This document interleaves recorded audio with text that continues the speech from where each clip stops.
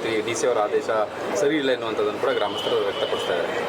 ಅಲ್ಲ, ಯಥಾಸ್ಥಿತಿ ಕಾಪಾಡಿ ಅನ್ನುವಂಥದ್ದು ಪೊಲೀಸ್ ಕಮಿಷನರ್ ಅವರು ಅವರ ವರದಿಯಲ್ಲಿ ತಿಳಿಸಿದ್ದಾರೆ ಅಂತ ಇದ್ದ ಮೇಲೂ ಮತ್ತೊಬ್ಬರು ಜಿಲ್ಲಾಧಿಕಾರಿ ಆ ಭಾಗದ ಸೂಕ್ಷ್ಮತೆಯನ್ನು ಅರಿತುಕೊಂಡು ಯಾವುದು ಮಾಡಿದ್ರೆ ಸರಿ, ಯಾವುದನ್ನು ಮಾಡಬಾರ್ದು ಅನ್ನೋಷ್ಟು ಅದನ್ನು ಪರಿಗಣಿಸಿ ಮಾಡಬೇಕಾಗಿತ್ತು.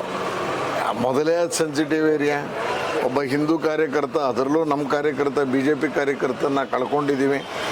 ಎಷ್ಟರ ಮಟ್ಟಿಗೆ ಅದು ಗಂಭೀರತೆ ಪಡ್ಕೊಂಡಿತ್ತು ಅಂದರೆ ಅಮಿತ್ ಶಾ ಅಂತವರು ಆ ಜಾಗಕ್ಕೆ ಬಂದು ಅವ್ರ ಮನೆಗೆ ಹೋಗಿ ಸಾಂತ್ವನ ಹೇಳಿ ನಾವು ಬಂದಂಥ ಪ್ರದೇಶ ಅದು.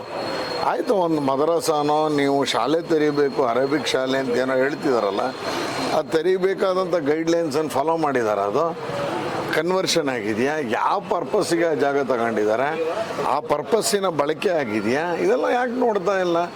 ಮತ್ತು ಗ್ರಾಮಸ್ಥರು ಸಭೆ ಸೇರಿದಂಥ ಸಂದರ್ಭದಲ್ಲಿ ಜಿಲ್ಲಾಧಿಕಾರಿಗಳ ನೇತೃತ್ವದಲ್ಲಿ ಸಭೆ ಸೇರಿದಾಗಲೇ ಇಲ್ಲ ಅದನ್ನು ಮಾಡಿಸ್ಬೇಡಿ ಅಂತ ಹೇಳಿದ್ದಾರೆ. ಅಲ್ಲಿ ಹಿಂದೂಗಳು ಏನು ವಾಸ ಮಾಡ್ತಿದ್ದಾರೆ ಅವ್ರು ಈಗಾಗಲೇ ಯೋಚನೆ ಮಾಡ್ತಿದ್ದಾರೆ ನಾವು ಇಲ್ಲಿ ಇರ್ಬೇಕಾ ಬೇಡವಾ ಅಂತ. ಅಂದರೆ ಒಂದು ಪ್ರದೇಶದಿಂದ ಹಿಂದೂಗಳು ಹೆದರ್ಕೊಂಡು ಈಚೆ ಬರಲಿ ಅನ್ನುವಂಥ ತಂತ್ರಗಾರಿಕೆ ಇದರಲ್ಲಿ ಏನಾದ್ರು ಇದೆಯಾ? ಸರ್ಕಾರನೂ ಇದನ್ನು ಮನಗಾಣಬೇಕಾಗಿತ್ತು. ಮುಖ್ಯಮಂತ್ರಿಗಳು ಸ್ವತಃ ಈ ಜಿಲ್ಲೆಯ ಮುಖ್ಯಮಂತ್ರಿ ಆ ಕ್ಷೇತ್ರದ ಸಮಸ್ಯೆ ಏನಿದೆ, ನಾಡಿಮಿಡಿತ ಏನಿದೆ ಅಂತ ತಿಳ್ಕೊಬೇಕಾಗಿತ್ತು. ಎಲ್ಲವನ್ನು ಮೀರಿ ಇವತ್ತು ಕೊಟ್ಟಿದ್ದಾರೆ. ಕಾನೂನಿಗೆ ಏನು ಹೈಕೋರ್ಟಿನ ಹೇಳಿದ್ರು ಅದಕ್ಕೆ ಕೊಟ್ಟಿದ್ದೀನಿ ಅಂತ ಹೇಳ್ತಿದ್ದಾರೆ. ಹೈಕೋರ್ಟ್ಗೆ ಮತ್ತೆ ಮರುಪರಿಶೀಲನೆ ಅರ್ಜಿ ಹಾಕಿ DC ಅವರ ಏನು ಆದೇಶ ಮಾಡಿದ್ದಾರೆ ಇದನ್ನು ರದ್ದು ಮಾಡಬೇಕು ಅನ್ನುವಂಥದ್ದು ಗ್ರಾಮಸ್ಥರ ಒತ್ತಾಯ ಇದೆ. ಇದಕ್ಕೆ ಭಾರತೀಯ ಜನತಾ ಪಾರ್ಟಿನೂ ಕೈ ಜೋಡಿಸುತ್ತೆ. ಯಾವ ಕಾರಣಕ್ಕೂ ಯಾವ ಉದ್ದೇಶಕ್ಕೆ ಆ ಜಾಗ ಮೀಸಲಿಟ್ಟಿದ್ದಾರೋ ಅದು ಅದೇ ಉದ್ದೇಶಕ್ಕೆ ಇರಬೇಕಾಗಿತ್ತು ಅನ್ನುವಂಥದ್ದನ್ನು BJPನೂ ಬಲವಾಗಿ ಪ್ರತಿಪಾದಿಸ್ತಾ ಇದೆ. ಜಿಲ್ಲಾಧಿಕಾರಿಗಳು ಒತ್ತಡದಲ್ಲಿ ಅಲ್ಲ, ಈ ಸರ್ಕಾರ ಇದನ್ನೇ ಮಾಡೋಕ್ಕೆ ಸಾಧ್ಯ ಸರ್. ಇದಕ್ಕಿಂತ ಇನ್ನೇನು ನಿರೀಕ್ಷಣೆ ಮಾಡ್ತೀರಾ? 4% ಸಂವಿಧಾನ ವಿರೋಧಿ ರಿಸರ್ವೇಷನನ್ನು ಕೊಟ್ಟಿಲ್ವ ಇವರು? ಇದರಿಂದ ಇನ್ನೇನು ನಿರೀಕ್ಷೆ ಮಾಡೋಕ್ಕೆ ಸಾಧ್ಯ? ಇವರು ಇದನ್ನೇ ಮಾಡ್ತಾರೆ ಅಂತ ಗೊತ್ತಿತ್ತು.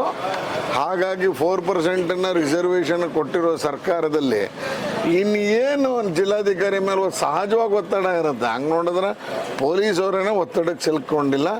ಯಾಕೆಂತ ಹೇಳಿದ್ರೆ ಉದಯಗಿರಿ ಗಲಾಟೆ ಹಿನ್ನೆಲೆಯಲ್ಲಿ ಅವ್ರಿಗೆ ಅರ್ಥ ಆಗಿದೆ. ನನಗನ್ಸುತ್ತೆ ಜಿಲ್ಲಾಧಿಕಾರಿಯ ಮೇಲೆ ಒತ್ತಡ ಇದ್ದೇ ಇದೆ. ಅವರು ಸರ್ಕಾರದ ಒತ್ತಡಕ್ಕೆ ಮಣಿದಿದ್ದಾರೆ. ಜನಪ್ರತಿನಿಧಿಗಳ ಒತ್ತಡವೂ ಇದೆ. ಸ್ಥಳೀಯ ನಾಯಕರ ಒತ್ತಡ ಇದ್ರೆ ದಬಾಯಿಸ್ಕೊಂಡ್ಬಿಡೋರು. ಇದು ಮೇಲ್ಗಡೆಯಿಂದ ಬದೇ ನಾ ಹೇಳೋದು ಮಾಡು ಅಂತ ಹೇಳಿರ್ತಾರೆ. ಹಾಗಾಗಿ DC ಅವರು ಅದನ್ನೇ ಮಾಡ್ಯಾರ. ಮುಂದೆ ತಮ್ಮ ಹೋರಾಟ ಗ್ರಾಮಸ್ಥರು ಏನು ನಿರ್ಧಾರ ಮಾಡಿದ್ದಾರೆ ಅದ್ರ ಜೊತೆಗೆ ಭಾರತೀಯ ಜನತಾ ಪಾರ್ಟಿ ನಿಲ್ಲುತ್ತೆ. ಕಾನೂನಾತ್ಮಕವಾಗಿ ನಾವೇನು ಅವ್ರಿಗೆ ಬೆಂಬಲಿಸಬೇಕು ಅದು ಪೂರ್ಣ ಭಾರತೀಯ ಜನತಾ ಪಾರ್ಟಿ ಬೆಂಬಲಿಸುತ್ತೆ. ಹೋಗ್ತೀವಿ, DC ಅವರ ಆದೇಶ ಸರಿ ಇಲ್ಲ ಎನ್ನುವಂಥದ್ದನ್ನು ಕೂಡ ಗ್ರಾಮಸ್ಥರು